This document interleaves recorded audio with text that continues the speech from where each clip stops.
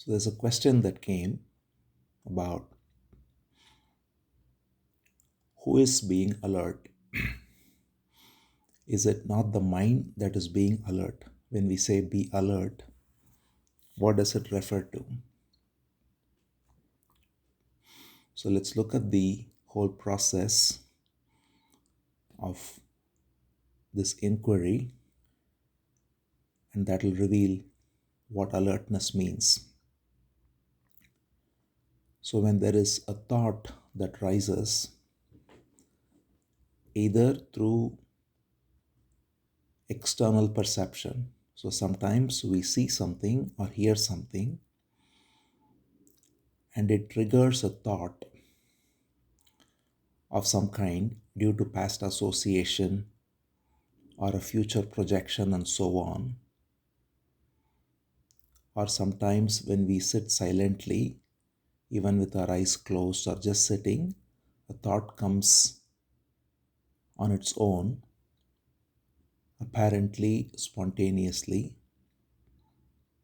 again with some past association or future projection or something away from what is.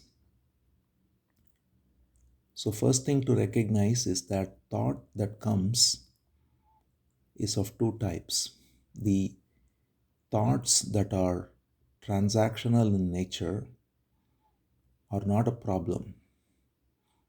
How to operate this computer or have the right camera angle or whatever we speak about, the language, all of this is also thought, which is an activity of the mind again. And so, activity of the mind, which is the brain functioning in order to engage transactionally, is not a problem. In fact, it's necessary. That is how we can live in this world. We can to go from one place to another, to speak, to recognize, to work. All of this requires thought, which is mind. So mind has a place,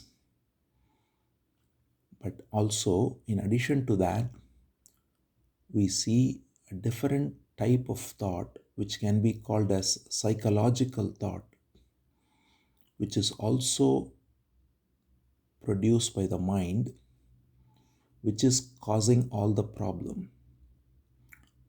The thought that is associated with the sense of me or ego, which creates a story around what is.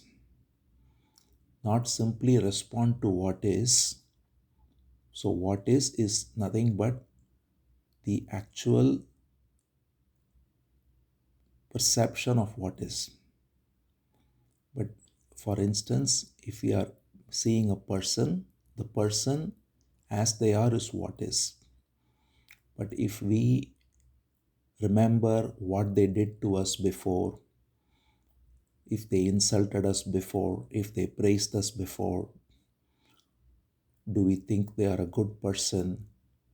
Do we like them? All of this is taking us away from what is. So that is also thought, and that is the kind of thought which is psychological thought, which is the me, which is causing all the suffering, all the anxiety, conflict, envy, comparison, suffering, all of that comes forth from that. So when a thought rises, if the thought is necessary, it falls in its right place. So, first of all, thought by itself is not an enemy. Thought is again a power of the same divine intelligence that has its role to play.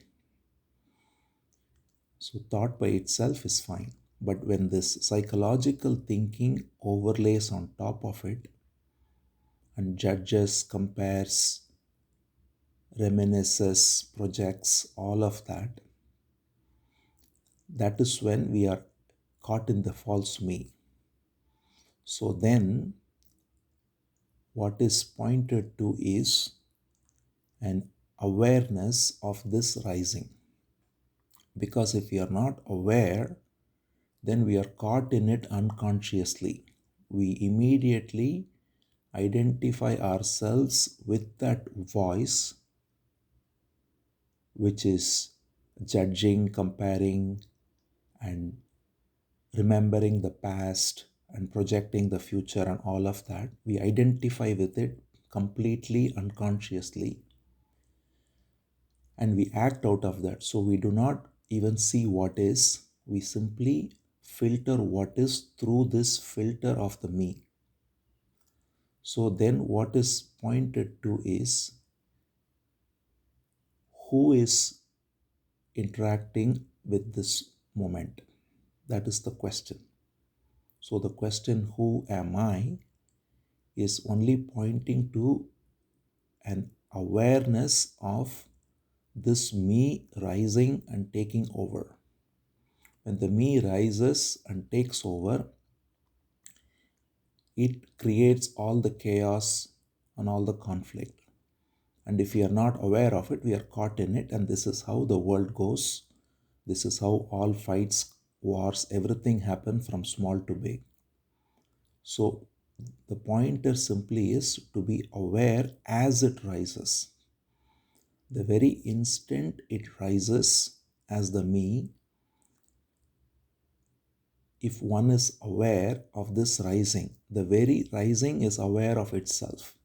It is not that there is a me separate from this voice, which is another me then, which is only memory and again creating separation. But as the me rises with this voice of judgment or whatever it might be, if there is an awareness as it rises, then that very awareness reveals the falsity of it and how it denies the truth of what is. And when that awareness is there, which requires alertness, then that alert awareness dissolves it. So this alert awareness is an activity of the mind, one can say, because the very same mind which is bringing forth this thought can be aware of itself. And when there is an awareness of its own activity, it is the wood that burns itself and it also dissolves in the same fire. So when there is an awareness, which is the activity of the very thought that rises as separation, becoming aware of itself that this is the cause of separation and this is not me, this is only a memory, an image which is carried forth and falsely taken as I. When that recognition awakens to itself, then in the very recognition it loses its hold and it dissolves. And what remains is what is, which is simply the perception of things as they are. And that happens without any me, any sense of me, that is. And that is silence. There is freedom from chatter, that is stillness. And that stillness is pure presence, in which there can be thought or no thought. If there is a necessity for thought, from a practical standpoint, it can come, it can go. And when there is no necessity, there can be no thought. But regardless, there is nobody thinking.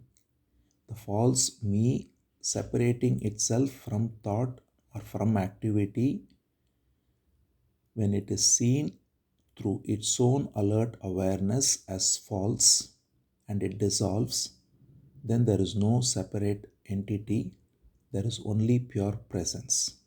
And that presence is all encompassing, it is awareness itself without any duality. And that is our true nature.